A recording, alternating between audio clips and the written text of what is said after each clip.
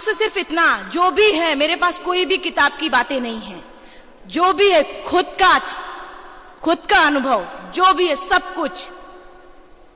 हाँ, जब इसके पहले इसके आज जो अचीव किया है मैंने, उसके पीछे सबका हाथ है उसमें।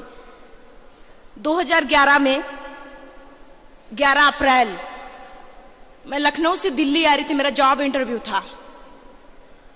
उस दौरान कुछ बदमाशों ने मुझे चलती ट्रेन से बाहर फेंक दिया था।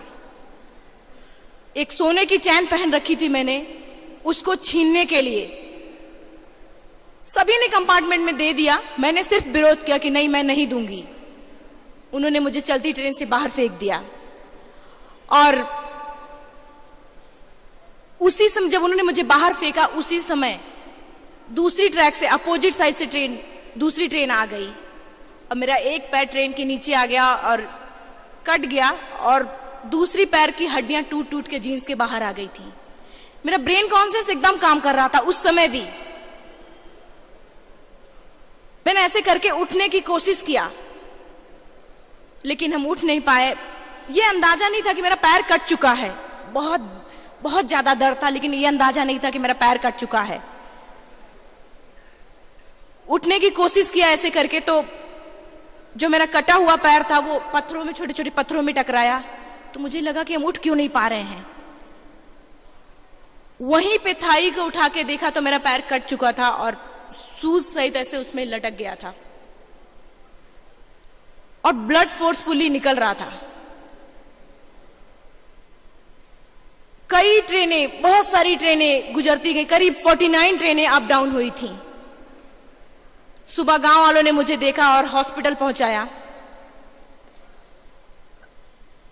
सामान ढोने वाला, जिसपे सामान ढोते हैं, उसपे कूली जिसपे सामान रख के लेके जाता है, उसपे रख के वो मुझे लेके गए। और जहां मेरा एक्सीडेंट हुआ था बरेली, वहां की डॉक्टर थी, उन्होंने जब मुझे देखा और तुरंत रिफर कर दिया डिस्ट्रिक्ट हॉस्पिटल। डिस्ट्रिक्ट हॉस्पिटल में मुझे ले गया गया और बेड पे लिटा दिया गया था। आसपास मेरे सारे डॉक्टर खड़े हुए थे।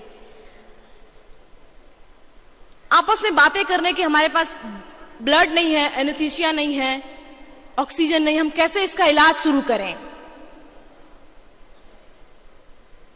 और उसके बाद कहां से मुझ में हिम्मत आई मुझे भी नहीं पता, लेकिन हां, जीने की ललक तो थी।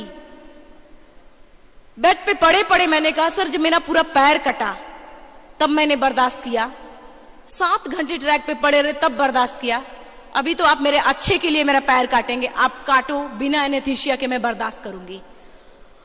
और उसके बाद मेरी इस बात को सुन के वहां के फार्मासिस्ट मिस्टर बीसी यादव मेरे सिर पे हाथ रखा, उन्होंने अपना कहा कि अभी कुछ भी हो, चाहे इसकी फैमिली जब भी आएगी देखेंगे, लेकिन अभी बचाना है इसको।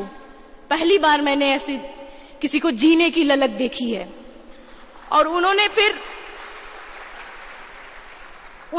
अपना 1 यूनिट ब्लड दिया, अब बिना एनेस्थीसिया के मेरा पैर जो लगा हुआ था कुछ, उसमें फिर से काटा गया। मेरा हाथ भी फ्रैक्चर था, बेड का एंगल होता उसको ऐसे पकड़ के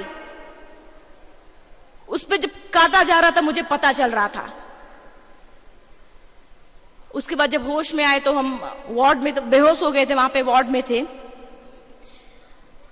ये सब चीजें हम सिर्फ इसलिए बता रहे हैं कि आदमी कुछ भी, अगर आपके अंदर अपने लक्ष्य को पाने के प्रति जिद है तो कोई भी रोक नहीं सकता आपको लक्ष्य के प्रति जाने से। उसके बाद वहां से मुझे लखनऊ ट्रॉमा सेंटर एडमिट कराया गया।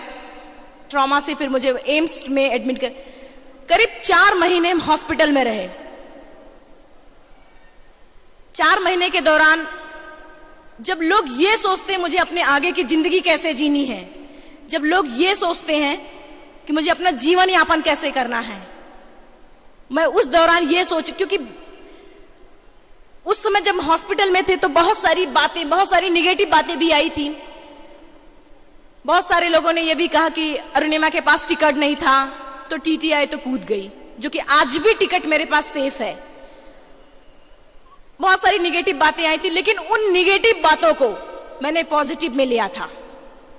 मेरे अंदर एक आग उस हॉस्पिटल में जरूर थे हम। मैं एक मिडिल क्लास फैमिली से हूं, और जो जो बातें आ रही थी मेरे सामने, शायद अगर हम उनसे उस बराबर में उस समय अगर बोलते तो कभी मैं जवाब नहीं दे पाती उनकी बातों का। हॉस्पिटल के बेड पे ये प्लान किया कि मुझे लाइफ का सबसे टफ गेम करना है, तब मैंने माउंटेनिंग चुना था। और कहने और करने में बहुत अंतर होता है। प्लान कर लिया, हॉस्पिटल के बेड पे मेरा आर्टिफिशियल पैर भी नहीं लगा था, दूसरे पैर में रॉड था, ऑपरेशन हो गया था, लेकिन चल नहीं सकते थे हम। अब सपना देख रहे हैं एवरेस्ट का। कई लोगों से मैंने जब ये बातें बताई कि मुझे माउंटेनिंग करनी है और एवरेस्ट के लिए ट्राई करना है, तो लोगों ने मुझे पागल समझा, लोगों ने मुझे पागल बोला। गलती उनकी नहीं थी, उन्होंने कभी देखा ही नहीं था कि ये क्या हो रहा है। सबने ये बोला कि अरुणिमा ये क्या कर रही हो, तुम पागल हो गई हो। लेकिन उनको क्या पता था कि मेरे अंदर क्या आग जल रही थी। और उसके बाद प्लान किया हॉस्पिटल। हम सिर्फ मेरे भैया ने, किसी ने मेरी बात का विश्वास नहीं माना, सिर्फ मेरे बड़े भैया, उन्होंने मेरी बात का विश्वास किया। उन्होंने कहा कि हाँ अरुणिमा, अगर तुम ये जिद है तुम्हारा तो तुम कर सकते हो, तुम्हारा जुनून है ये तो कर सकती हो, मैं तुम्हारे साथ हूं। लेकिन माउंटेनिंग बहुत महंगा गेम है, अफोर्ड भी नहीं कर सकते। 30 से 40 लाख रुपए एक आम बच्चा अफोर्ड भी नहीं कर सकता, एक साथ देखा भी नहीं है मैंने खुद। हॉस्पिटल से डिस्चार्ज होने के बाद सीधा मैम बछेंद्री पाल से मिले हम। फर्स्ट टाइम जब रेलवे हॉस्पिटल से, एम्स से डिस्चार्ज हुए दिल्ली से, मेरे पास कोई रिजर्वेशन नहीं था, कुछ भी नहीं था। स्टेशन पहुंचे और मैंने भैया से कहा कैसे जाएंगे।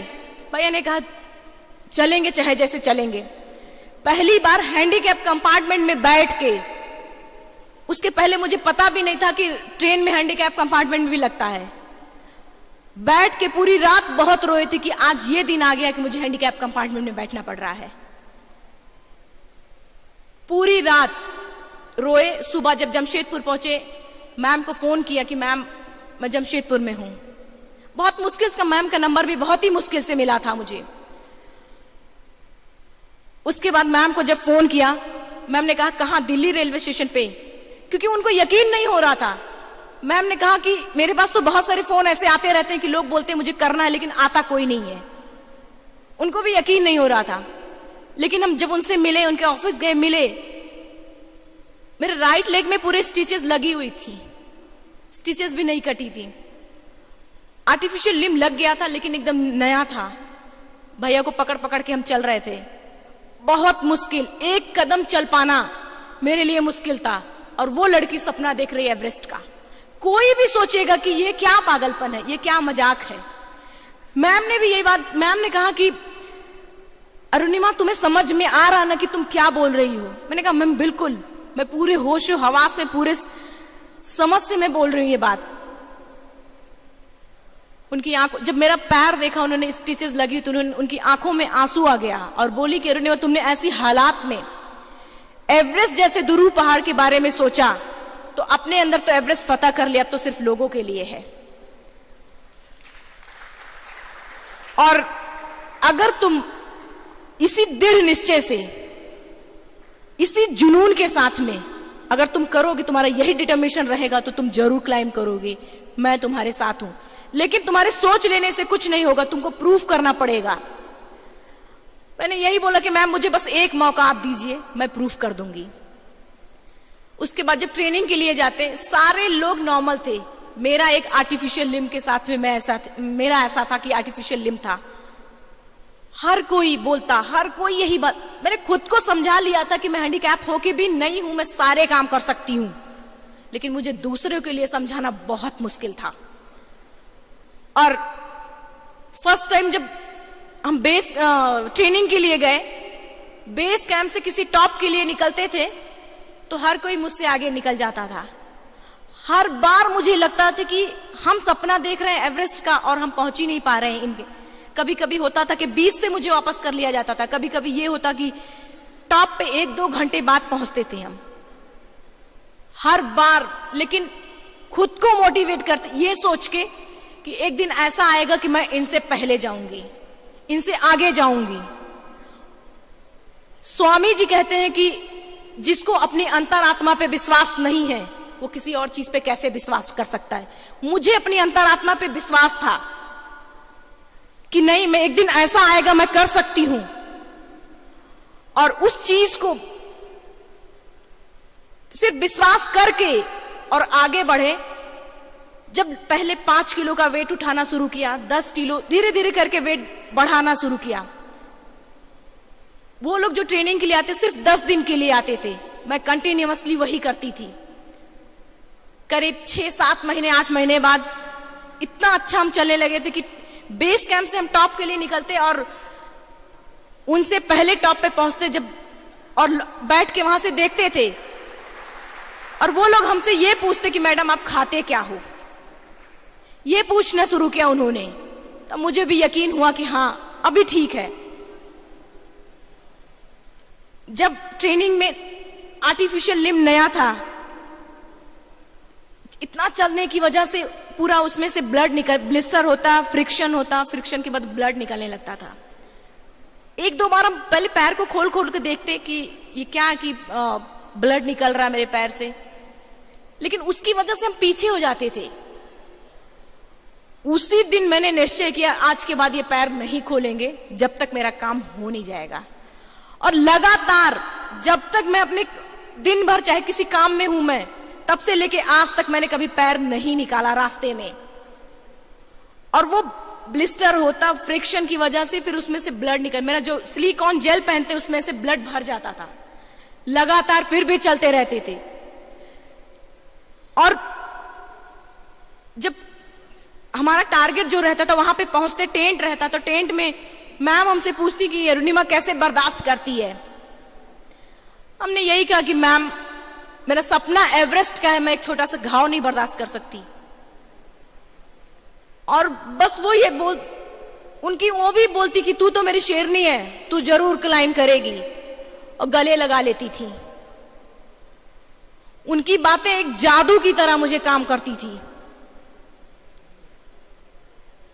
और लास्ट में जब मेरा करते करते करते लास्ट ईयर हमने लेह में 21 लोग थे, 21 लोग एक समिट के लिए गए थे। लेह में एक पीक था, उसमें 21 लोगों में से सिर्फ 4 लोगों ने क्लाइंब किया था। 2 शेरपा, ग्रुप लीडर और हम। एक एक करके सभी लोग छटते जा रहे थे। जब सब लोग छट रहे थे तो मेरे दिमाग में ये आ रहा था कि ये लोग सब कुछ ठीक ठाक है, उसके बाद भी छट जा रहे हैं, तो मेरा क्या होगा। लेकिन खुद को ये वही कह के मोटिवेट करते थे कि जो मुझ में है वो इनमें नहीं, इसलिए ये नहीं कर सकता, मैं करूंगी। ये सोच सोच के सिर्फ आगे बढ़ते गए। उसको भी क्लाइंब किया। एवरेस्ट के लिए जब निकले यहां से, लास्ट ईयर जितने लोग थे सबमिट करके एवरेस्ट आए, तो वो लोग हर कोई बोलता कि अरुणिमा हमारे लिए इतना मुश्किल है तो तुम कैसे करोगी। और जब हम शेरपा, जो हमारा शेरपा था एवरेस्ट के लिए जगह, तो जब शेरपा को यह बात पता चला कि अरुणिमा का आर्टिफिशियल पैर है और दूसरे पैर में रॉड है, वो मेरे साथ चलने से ही इनकार कर दिया कि नहीं, मैं नहीं जाऊंगा, कि इसकी वजह से मैं अपनी जान नहीं दूंगा। मैंने उसको समझाया, नहीं ऐसा कुछ नहीं होगा, मैंने प्रॉपर तरीके से ट्रेनिंग ली है, अब चलो। और किसी तरीके से वो तैयार हुआ और आगे जब चलने लगे, प्रॉपर एक्लेमेटाइजेशन के लिए मैंने आइलैंड पीक किया है। अगर शायद आप लोगों में से किसी ने माउंटेन के बारे में अगर पता होगा कुछ, तो पता होगा कि आइलैंड पीक कितना टेक्निकल पीक है। शेरपा ने बोला कि आइलैंड पीक नामुमकिन है, लेकिन फिर भी मैंने आइलैंड पीक को सबमिट किया। उसके बाद एवरेस्ट बेस कैंप पहुंचे। डेथ जोन एरिया, एक कुंभू आइसफॉल डेथ जोन एरिया बोलते हैं उसको, उसको 6 बार क्लाइंब किया, 3 बार गए और 3 बार वापस आए। 6 बार उसको आने जाने से 6 बार क्रॉस किया। हम कुछ चीजें एवरेस्ट की थोड़ी सी शेयर करेंगे आप लोगों से। जब हम लास्ट समिट के लिए जिस दिन हम निकलना शुरू किए, कैंप 3 से कैंप 4 के लिए रास्ते में येलो बैंड है, उसमें मेरा क्रैम्पोन रॉक में फंस गया और मेरा आर्टिफिशियल पैर ऐसे निकल गया। पीछे से सारे लोग बोल रहे कीप मूविंग कीप मूविंग। मैं कैसे चलती, मेरा तो पैर निकल चुका था। उसके बाद पैर को सही किया, फिर आगे बढ़ना शुरू किया। साउथ कोल से जब ऊपर 20 मई 2013 को जब हमने लास्ट समिट के लिए जिस दिन निकले, आंखों के सामने इतनी सारी डेड बॉडीज पड़ी, अच्छे अच्छे माउंटेन है। कितना बड़ा हौसला ना हो किसी का जब आंखों सामने कोई किसी को मरते देखता है, अच्छे अच्छे के हौसले टूट जाते हैं। वाकई में अपनी आंखों से जब मैंने देखा कि लोग आंखों के सामने मर रहे हैं बिना ऑक्सीजन। साउथ कोल में एक लड़की, कोरियन लड़की, पैर रगड़ रगड़ के, कुछ नहीं कोई कर सकता, क्योंकि अगर हम अपना ऑक्सीजन निकाल के देते हैं तो हमारी मौत तय है। अगर वो कोई कुछ भी नहीं कर सकता। और एक जब हम ऊपर जा रहे थे लास्ट समिट के दिन, तो एक बांग्लादेशी थे, उनका हाथ ऐसे ऐसे हिल रहा था और मुंह से आवाज आ रही थी थोड़ी थोड़ी। स्नोफॉल हो रहा था और हमको जाना है आगे, और वो उनकी मतलब लास्ट मोमेंट उनका था। ये देखने के बाद वहां डिसीजन लेना इतना मुश्किल होता है। मैंने पहली बार देखा था, और पहले से मरी हुई कई डेड बॉडीज, करीब 10-15 डेड बॉडीज पहले से पड़ी हैं, उनके बीच से निकलना है। समझ में नहीं आ रहा था मैं क्या करूं। करीब 30 से 40 सेकेंड हम वहां खड़े हुए, और खड़े होके सोच रहे थे हम क्या करें, नीचे जाएं या ऊपर जाएं। लेकिन मेरा टारगेट था समिट। मैंने वहां खड़े होकर सिर्फ इतना बोला कि अगर इन सारे लोगों में से एवरेस्ट सबमिट कर लिया सबने, तब तो ठीक है, अगर नहीं सबमिट किया तो मैं सबके लिए एवरेस्ट सबमिट करूंगी और जिंदा वापस जाऊंगी। ये सोच के अपने आप वो आत्मविश्वास जो अपने आप जो पैदा हो रहा था, और ये भी बोला कि आप सब लोग अगर मेरी मिल के मदद करोगे तो मैं सबमिट जरूर एवरेस्ट कर लूं। जब मैं अपने फ्रेंड्स को ये बातें बताती हूँ, सभी लोग हंसते हैं, कहते हैं कि अरुणिमा कैसे तू उनसे बात कर रही थी। लेकिन जो उस समय की सिचुएशन होती है, तो खैर उसके बाद जब हम आगे के लिए निकलते हैं, करीब हिलेरी स्टेप के साउथ समिट, हिलेरी स्टेप के थोड़ा नीचे साउथ समिट एरिया है। हमारे ग्रुप से जितने लोग थे सभी लोग छोड़ के मुझे जा चुके थे, क्योंकि मैं थोड़ा स्लो थी, मैं धीरे धीरे चल रही थी। सभी लोग जा चुके थे और मुझे वापस आते वक्त वहां पे मिले साउथ समिट के करीब। हर किसी ने बोला अरुणिमा चलो वापस चलो, इसलिए सभी लोग, क्योंकि मेरा ऑक्सीजन जो था वो खत्म होने लगा था। एक ही ऑक्सीजन, वो भी खत्म होने लगा, उसमें रेड लाइट जलने लगी थी। एजेंसी के लीडर ने वॉकी टॉकी से कहा कि अरुणिमा वापस आ जाओ, वहां तक भी तुम्हारा एवरेस्ट सबमिट है और वर्ल्ड रिकॉर्ड है, वहां तक भी। जो मेरे साथ शेरपा था उसने भी बोला कि अरुणिमा वापस आ जाओ। मेरे सामने सबमिट था और कोई मुझसे ये बोले कि अरुणिमा वापस चलो, मैंने बोला कि सर क्या बात कर रहे हैं, यहां पे पहुंच के मैं वापस हो जाऊं, कभी नहीं। और शेरपा उसी पे बात पे गुस्सा, कह रहे हैं कि नहीं जाओगी, तुम्हारी वजह से मैं अपनी जान नहीं दूंगा। हमने कहा सर ऐसा कुछ भी नहीं होगा, अब चलो आगे। बोले मैं नहीं जाऊंगा। लास्ट में मुझे फैसला लेना पड़ा। मैंने कहा कि सर ठीक है, अगर आप नहीं जाना चाहते हो तो मत जाओ, मेरे पास इतना ऑक्सीजन तो है उसमें कि मैं अपने देश का तिरंगा वहां लगा लूं और ये रिकॉर्ड में इंडिया का नाम ला पाऊं। मैं जाऊंगी, ये सोच के कि वाकई में आज आज हम लोग यहाँ पे बैठ के अगर ये बातें कर रहे हैं तो वो चीज, वो फीलिंग्स नहीं आती। लेकिन जिस दिन आप कहीं ऐसी पोजीशन, ऐसी सिचुएशन में होंगे, मुझे दिखाई दे रहा था कि और देश के लोग पहुंच के अपना अपना फ्लैग लगा रहे थे और फोटो खिंचवा रहे थे, खुश थे। मुझे लग रहा था कि मेरे अंदर अपने आप से एनर्जी जनरेट हो रही थी। ये मन कर रहा था कितनी देर जोर से दौड़ूं कि मैं पहुंच जाऊं, लेकिन स्टीप दौड़ नहीं सकते थे हम। मुझे लग रहा था कि मैं कितनी जल्दी ये तिरंगा लगा दूं वहां पे। खैर, ये सोच के फिर हम आगे बढ़े, लास्ट समिट पे पहुंचे। जब हम नी के बल, उस खुशी को कैसे मैं शब्दों में बयां करूं कि क्या खुशी थी मेरे लिए। बस ये मन कर रहा था कि मैं इतनी जोर से चिल्लाऊं, इतनी जोर से चिल्लाऊं उन लोग कि आज मैं सबको बता दूं कि आज मैं टॉप ऑफ द वर्ल्ड पे हूं। उन लोगों को बता दूं जिन लोगों ने मेरा मजाक उड़ाया था। उन लोगों को बता दूं जो लोग ये सोचते हैं, एक तो लड़की, दूसरी विकलांग, वो कभी नहीं कुछ कर सकती। उनका भरम मैं तोड़ना चाहती थी वहां से चिल्ला के कि। और सबसे पहले मैंने धन्यवाद भी उन्हीं लोगों को बोला जो लोग मुझे, मेरी आलोचना कर रहे थे, जो लोग मेरे प्रति निगेटिव बातें बोल रहे थे। क्योंकि अगर वो निगेटिव बातें नहीं बोलते तो मेरे अंदर वो आग ही नहीं पैदा होती। हम तो हर किसी